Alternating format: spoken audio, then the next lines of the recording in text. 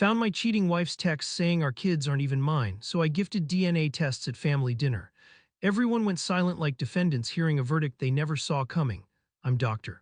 Ethan Mitchell, 42 years old, and for 16 years I believed my marriage to Sarah was built on the same foundation as my career: scientific precision and unwavering commitment to truth. We lived in a restored colonial home in Westchester County, the kind of property that whispers understated success through original hardwood floors and carefully maintained period details.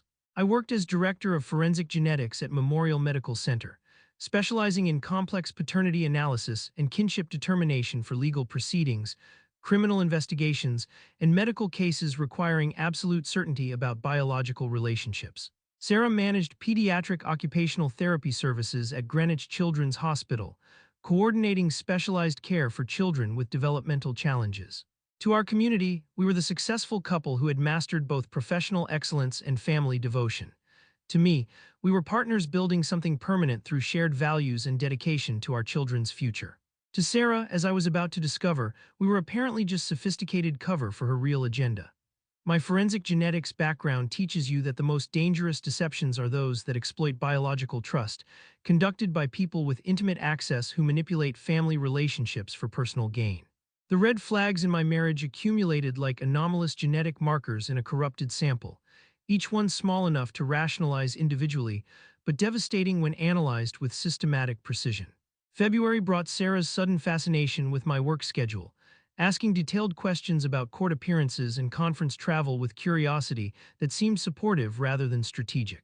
She'd mentioned how impressed she was by my dedication to helping families understand their biological heritage, always positioning herself as the supportive spouse who understood the importance of genetic truth. March introduced weekend wellness retreats that required overnight stays at exclusive spas, always coinciding with my most demanding case preparation periods, when I'd be working 18-hour days analyzing complex genetic profiles for criminal investigations. April saw the introduction of mysterious therapy consultations she'd take in other rooms, speaking in hushed tones about treatment protocols and family dynamics that required extensive private discussion. When I offered to review cases together, she'd explain that patient confidentiality made sharing details inappropriate. May brought the dead bedroom situation that developed like systematic genetic drift, gradual, methodical, designed to achieve a specific outcome without detection. Sarah always had legitimate reasons for avoiding intimacy: exhaustion from demanding special needs cases, stress from complex family therapy sessions, hormonal fluctuations that killed her desire for connection. But she had endless energy for professional development conferences, client consultation events, and therapy training sessions that somehow never generated measurable career advancement despite months of investment. June introduced Dr. Marcus Webb, a pediatric developmental specialist who existed only in carefully edited professional stories. She'd mention him casually, always in clinical contexts, describing him as a colleague helping her navigate complex family therapy cases. Looking back, I realized she was conditioning me to accept his presence, making him seem boring and technical rather than exciting and dangerous. July brought client-family events at exclusive locations, always coinciding with my forensic testimony schedules when I'd be completely unavailable for verification. The breaking point came on a Tuesday evening in late September that would expose 16 years of marriage as elaborate biological deception. I'd been reviewing genetic profiles in my home office, analyzing hereditary patterns for a high-profile criminal case, when I noticed Sarah had left our shared iPad charging on my desk. The device was unlocked, displaying a message notification that would shatter 16 years of trust beyond repair. The text was from Dr. Webb, and the preview made my blood freeze with professional recognition of systematic deception. I opened the message thread and found months of intimate communications that demonstrated calculated manipulation with sophisticated biological awareness. "Ethan is testifying in the Morrison case next week," Sarah had written with clinical detachment. "Perfect timing for our weekend getaway. He'll be completely absorbed in his genetic analysis presentations." Marcus's responses showed disturbing biological commentary. "Your husband spends so much time analyzing other people's genetic relationships that he's blind to what's happening in his own family." The messages continued with operational details that made my hands shake with professional horror rather than personal grief. "Ethan believes in genetic truth above everything else," Sarah had written.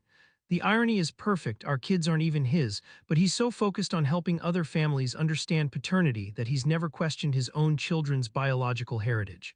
Marcus's response was devastating. Jake and Emma have my genetic markers, not his. 16 years of marriage, and he still doesn't realize he's been raising another man's children. But the message that transformed heartbreak into strategic fury was Sarah's response from earlier that week. Ethan is so trusting about family genetics that he's never run paternity analysis on his own children. He assumes biological relationships based on emotional bonds rather than scientific evidence. It's the perfect blind spot for someone who should know better professionally. She was exploiting my trust while conducting systematic biological deception that violated every principle I'd spent my career protecting. That evening, I sat in our study surrounded by genetic textbooks and family portraits that suddenly felt like evidence in a paternity fraud case. The woman I'd trusted with 16 years of my life had been conducting biological reconnaissance while calculating my professional schedule for maximum deception opportunities. Instead of confronting her immediately and allowing emotional reactions to compromise my investigative advantage, I made a calculated decision that would transform me from victim to genetic prosecutor. At 5:30 a.m., I was at the lab before sunrise, the corridors lit like a surgical theater. In my office, I opened the mirrored files and began systematic evidence preservation using the same chain of custody protocols I employed for criminal cases. I recorded continuous screen capture, noted timestamps, filmed the device and room panorama with factual voice documentation. I mirrored the tablet to encrypted drives and offsite vaults, ensuring the evidence would survive any legal challenge.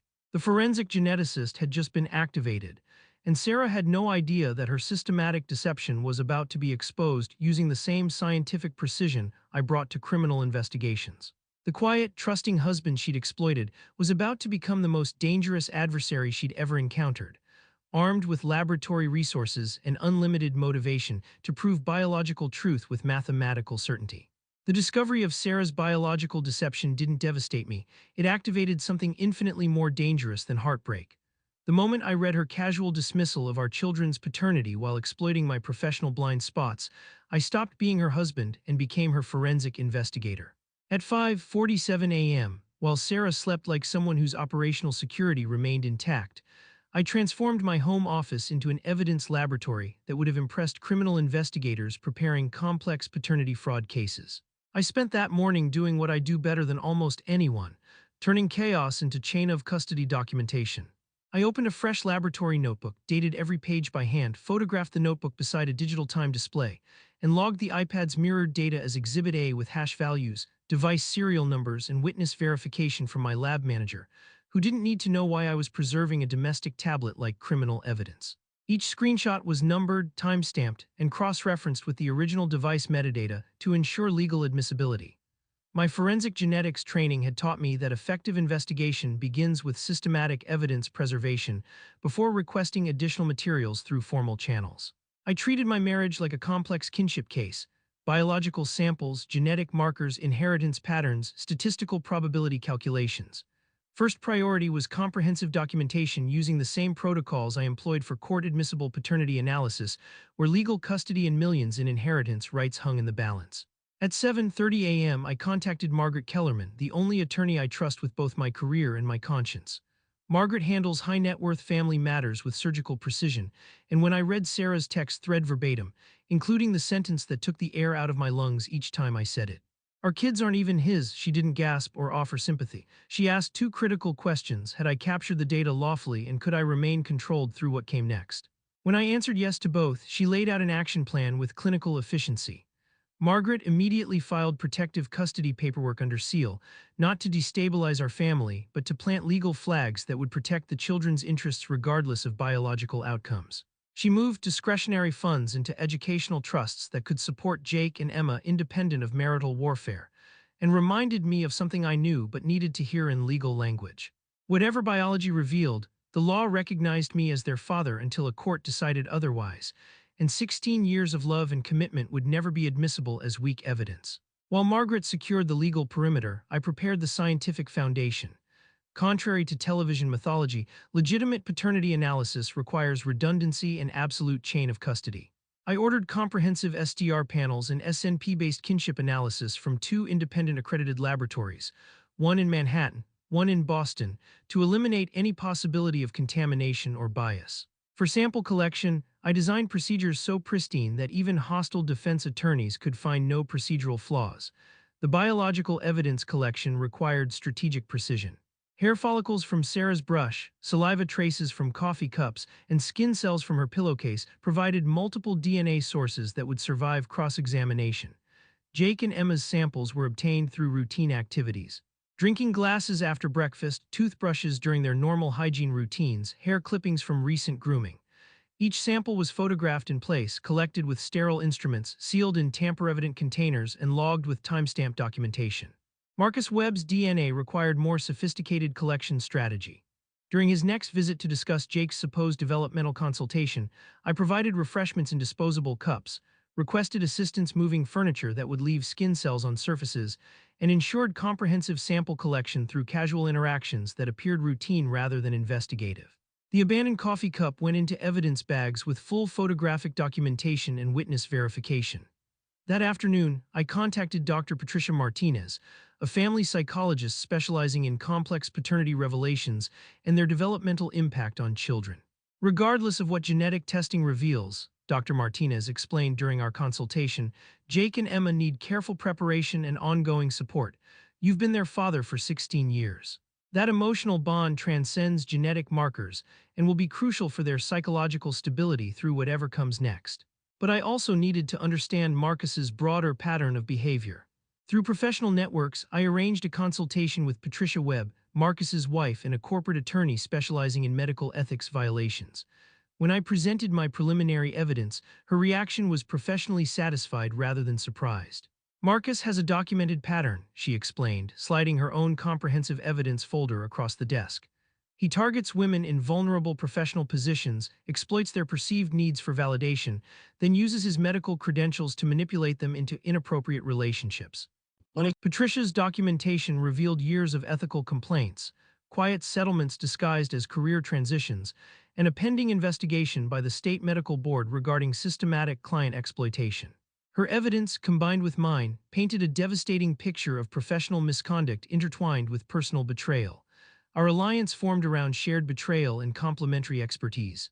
Patricia had legal firepower and institutional knowledge of Marcus's manipulation tactics, while I possessed forensic genetics capabilities and comprehensive digital evidence that could transform their affair into criminal charges. The perfect venue for comprehensive revelation presented itself through our annual Thanksgiving tradition. Both families gathered at our home for the holiday celebration that brought together 3 generations to share gratitude and family heritage. This year's gathering would include a special surprise, comprehensive family health and genetic heritage documentation that I'd been planning as a gift for the children's future medical needs. I ordered professional genetic testing kits designed for legitimate health analysis, ancestry determination, and family relationship verification. Each kit contained sterile collection materials, tamper-evident specimen tubes, and detailed instructions that would make the process seem routine and celebratory rather than investigative. The scientific legitimacy would make refusal psychologically impossible while ensuring voluntary participation from all family members.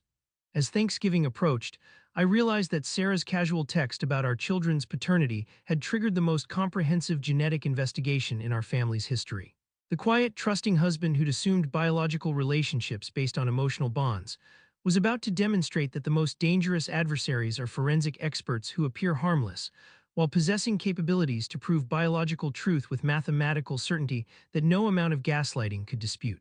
Margaret Kellerman and Dr. Patricia Martinez transformed our shared commitment to protecting Jake and Emma into surgical precision, combining legal expertise with psychological support to build a comprehensive plan that would reveal biological truth while minimizing developmental trauma.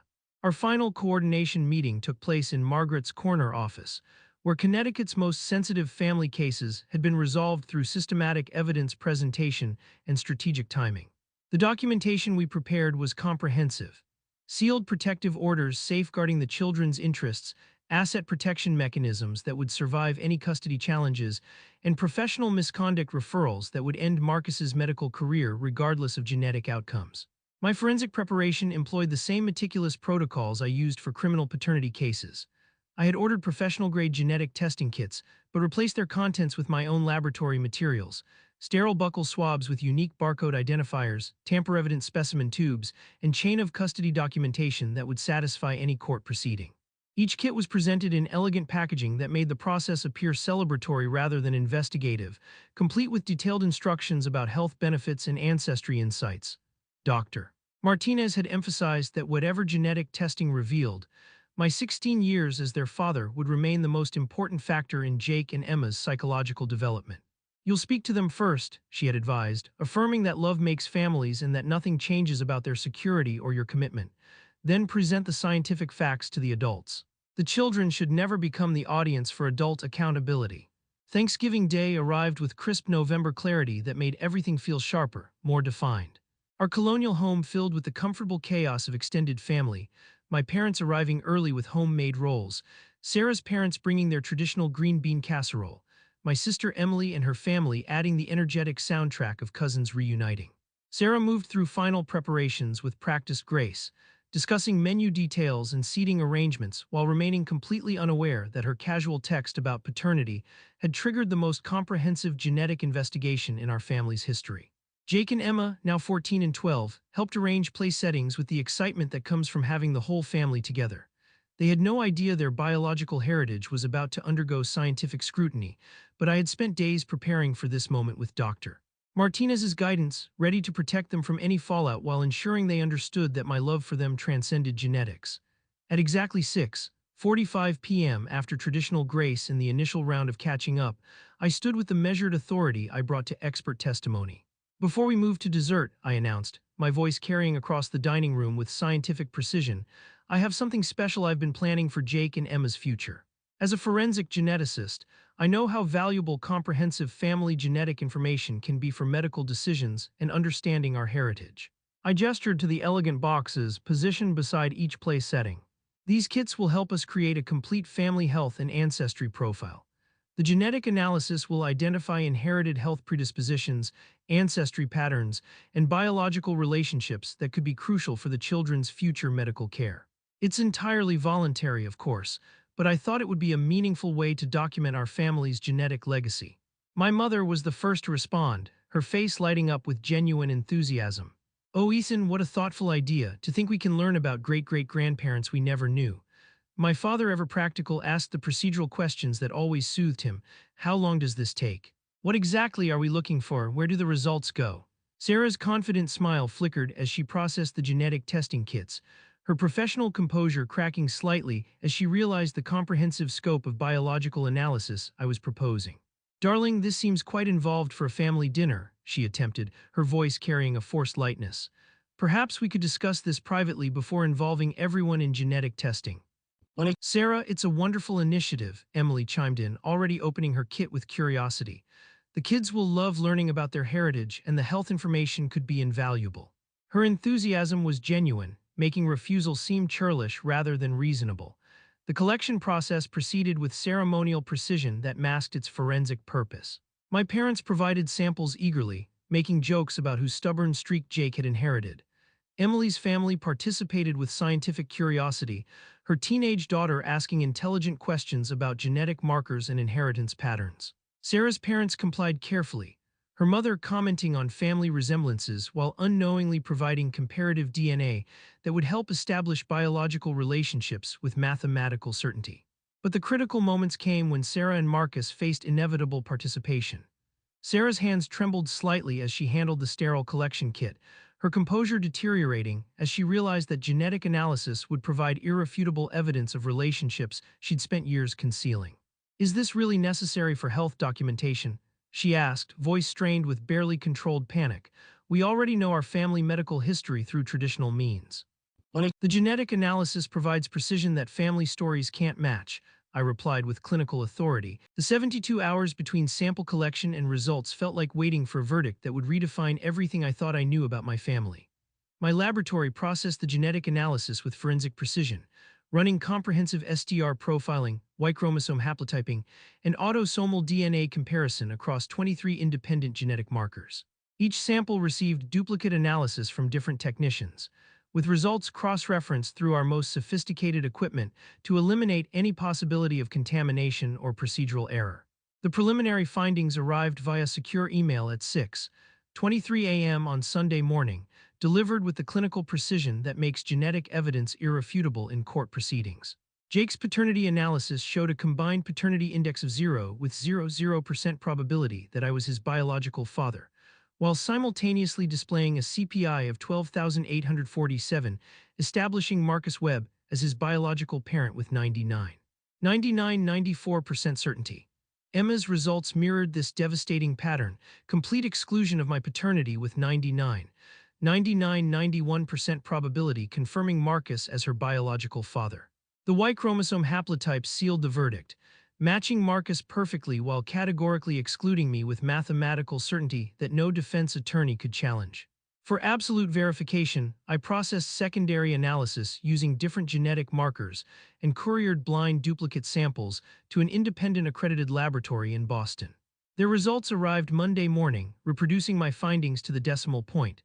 Both children were biologically Marcus's offspring, conceived during Sarah's systematic deception spanning over 14 years.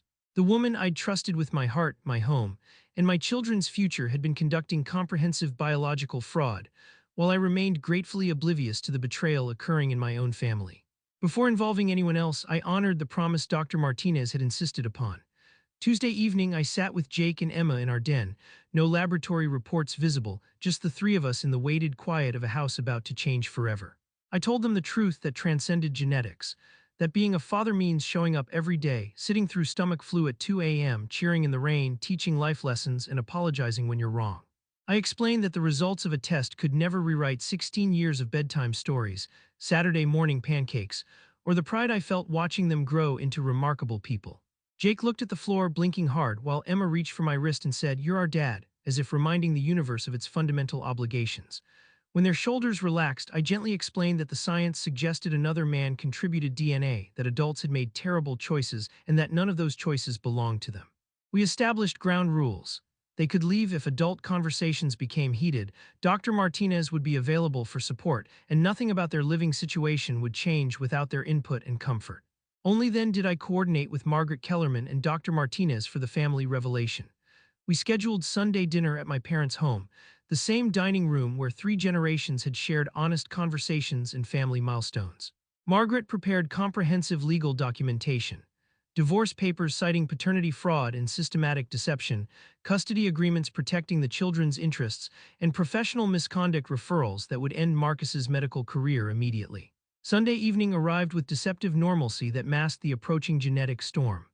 Sarah arrived early, all nervous energy and forced cheerfulness, trying to steer conversation towards safe topics while positioning herself strategically near the exits. Marcus appeared 10 minutes later under the pretense of delivering Jake's developmental assessment, carrying the confident sympathy of someone who believed he'd successfully manipulated a scientist on his own professional territory. My parents took their customary seats, my mother's hands folded with the careful precision she employed when forcing patience, my father's jaw set at the angle that meant he was preparing for difficult truths. Sarah's parents perched uncomfortably, sensing the atmospheric pressure change even if they couldn't yet identify the approaching storm. I placed 3 sealed laboratory reports on the mahogany table, the institutional letterhead impossible to misinterpret. "I promised you this genetic analysis would provide important health information for Jake and Emma," I began, my voice carrying the measured authority I brought to expert testimony. "The results returned this week. They include comprehensive kinship analysis and paternity determination conducted under forensic laboratory standards." Sarah's confident facade cracked slightly. "Ethan, this seems inappropriate for family dinner." Marcus added quickly, "Genetics isn't a social activity." Their coordinated deflection confirmed they understood exactly what was coming. I opened the first report, revealing graphs and statistical analyses that painted their deception in mathematical precision. "These results employ the same forensic protocols used in criminal investigations," I explained with clinical calm. "Jake's genetic profile shows 0 probability of my biological paternity with 94% certainty that Marcus Webb is his biological father." The silence that followed felt like the moment between lightning and thunder. "Emma's analysis confirms identical findings," I continued, sliding the second report toward the center of the table. "Marcus is her biological father with 91% probability. Y chromosome analysis corroborates these conclusions with mathematical certainty that exceeds courtroom standards." Sarah's wine glass slipped from trembling fingers, shattering against the hardwood floor in a sound that seemed to echo forever. Marcus half rose from his chair, but my father's voice cut through the chaos with patriarchal authority. Sit down. You'll hear all of it. The devastating numbers spoke with absolute clarity, while 3 generations processed the comprehensive scope of biological betrayal they were witnessing. Sarah attempted damage control through manufactured tears, but the genetic evidence eliminated any possibility of alternative explanations. Marcus tried claiming statistical error, but the duplicate laboratory confirmation made denial mathematically impossible. When Jake appeared in the doorway, because teenagers always sense when adult conversations reach critical mass, he asked the question that cut through all technical complexity. Does this mean you're not our real dad? The room held its breath while I delivered the only answer that mattered. Jake, Emma, you are my children in every way that counts. I've been your father for 16 years, and that will never change, regardless of what any laboratory reveals. Dr. Martinez stepped forward with clinical authority that validated both scientific truth and emotional reality. Many families are built through choice rather than accident, she explained gently. Those relationships are often the strongest because they're based on commitment rather than coincidence. Margaret appeared with legal documentation that would formalize the consequences. Paternity establishment for Marcus, fraud charges for Sarah, and protective custody arrangements ensuring the children's stability through whatever legal proceedings followed. The family dinner had delivered exactly what I'd promised. Comprehensive genetic analysis revealing biological truth with mathematical certainty. Everyone went silent because the DNA evidence spoke louder than 16 years of systematic deception, while the quiet, trusting husband had just executed the most devastating family revelation in our history using forensic precision that no amount of manipulation could dispute. The aftermath unfolded with the systematic precision of a federal investigation, each consequence cascading into the next like perfectly documented evidence in a landmark paternity fraud case. Within 72 hours of the Thanksgiving dinner revelation, the full weight of legal and professional accountability activated with surgical efficiency. Margaret Kellerman moved immediately to establish emergency protective orders, not to destabilize our family, but to create legal frameworks that would safeguard Jake and Emma's interests regardless of how the adult consequences played out. The court granted temporary primary custody in my favor, citing both the stability of my home and the credibility of our evidence, while ordering supervised visitation for Sarah pending comprehensive psychological evaluations. Marcus's acknowledgement of paternity opened financial floodgates he hadn't anticipated. The court set support obligations commensurate with his medical income, including retroactive restitution for 16 years of education, healthcare, and developmental expenses I had funded alone. When Margaret produced detailed spreadsheets showing summer camps, orthodontics, therapy sessions, and travel leagues, the judge nodded through each line item. Children shall not suffer the consequences of adults' misconduct, she ruled, setting support amounts that reflected both his biological responsibility and his systematic deception. The order also required Marcus to contribute to an ongoing therapy fund under Dr. Martinez's oversight, ensuring Jake and Emma would have every stabilizing resource available as they processed this revelation. Sarah's professional destruction was swift and comprehensive. Greenwich Children's Hospital terminated her immediately after reviewing the genetic evidence and her systematic exploitation of patient-family relationships. The Connecticut Occupational Therapy Board permanently revoked her credentials when the investigation revealed she had been using her position to facilitate an affair, while manipulating vulnerable families who trusted her with their children's care. Her carefully cultivated reputation among special needs families now carried the permanent stain of documented professional misconduct that made her unemployable in pediatric health care. Marcus faced even more severe professional consequences. The Connecticut Medical Board suspended his license immediately after Dr. Patricia Webb's testimony proved systematic client manipulation spanning multiple families. His private practice collapsed within days, medical partnerships dissolved, and the state licensing authority initiated criminal referrals for fraudulent billing practices related to his developmental consultations. The charismatic pediatric specialist who had promised specialized expertise was permanently banned from medical practice, his reputation destroyed by genetic evidence that no amount of professional charm could overcome. The children's emotional journey required the most careful attention and professional guidance. Dr. Martinez structured our weeks with therapeutic precision, individual sessions for Jake and Emma, family meetings that belonged to the three of us, and separate consultations where I could process my own complex emotions without burdening them.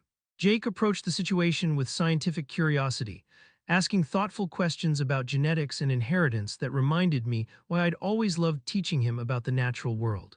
Emma initially worried whether this changed our family structure, but her concerns dissolved when I assured her that love, not biology, defines family bonds. You have a father who chose to love you for 16 years, Dr. Martinez explained during one of our sessions, and that conscious commitment is more powerful than any accidental genetics. Their resilience proved stronger than any DNA revelation. Within months, they were thriving again, protected by honest communication and unwavering support that transcended biological relationships. They chose to keep my name, a decision that brought tears to my eyes and formalized what love had already established. My parents rallied with incredible strength despite their heartbreak over the comprehensive deception. My mother stood firmly beside us, repeatedly emphasizing that Jake and Emma were her grandchildren regardless of genetics. These children were raised with Mitchell values by people who love them unconditionally, she declared at subsequent family gatherings. That's what makes them Mitchell children. The extended family, though wounded by the scandal, united in support while maintaining appropriate distance from Sarah and Marcus's destructive choices. 6 months later, my professional life had transformed in unexpected ways. Rather than damaging my reputation, the experience had demonstrated my expertise in uncovering sophisticated biological deception under extreme personal pressure. My forensic genetics laboratory expanded dramatically, securing contracts from family courts and legal firms impressed by my methodical approach to complex paternity cases. The paternity integrity protocol I developed became a model for other laboratories, while I began consulting on similar cases across multiple states. Dr. Patricia Martinez and I had developed a relationship built on mutual respect and shared experience of protecting families from systematic exploitation. Our professional collaboration during the investigation revealed intellectual compatibility and moral alignment that transcended typical working relationships. She was brilliant, ethical, and possessed unwavering dedication to family psychology that resonated deeply with my scientific values. 10 months after the genetic revelation, Patricia and I were married in a quiet ceremony at my parents' home, building something genuine from the ashes of destroyed deception. The moment of perfect closure came on a spring afternoon when Patricia and I were having lunch at the Greenwich Country Club, celebrating successful completion of a major case that had protected another family from paternity fraud. I sat comfortably reviewing genetic reports while enjoying the satisfaction that comes from protecting biological truth through systematic investigation. Across the dining room, I spotted Sarah working as an administrative assistant, her once commanding presence now replaced by the careful movements of someone rebuilding from professional exile. When she noticed us, her eyes filled with desperate recognition and she started to approach seeking forgiveness. I simply met her gaze with scientific indifference, then returned to my reports, dismissing her as completely as she had once dismissed my trust while conducting systematic biological deception. Some conversations aren't worth having when DNA evidence has already provided definitive answers about accountability and consequences. Later that evening, Sarah sent a text from an unfamiliar number. Ethan, I made terrible mistakes. I understand now that you were protecting family integrity while I was exploiting it. Can we discuss forgiveness for the children's sake? I filed the text with other case documentation without responding. Systematic paternity fraud spanning 16 years isn't a mistake, and biological deception isn't a family problem that conversation can resolve. As Patricia and I walked home through Greenwich's quiet streets, I reflected on how completely my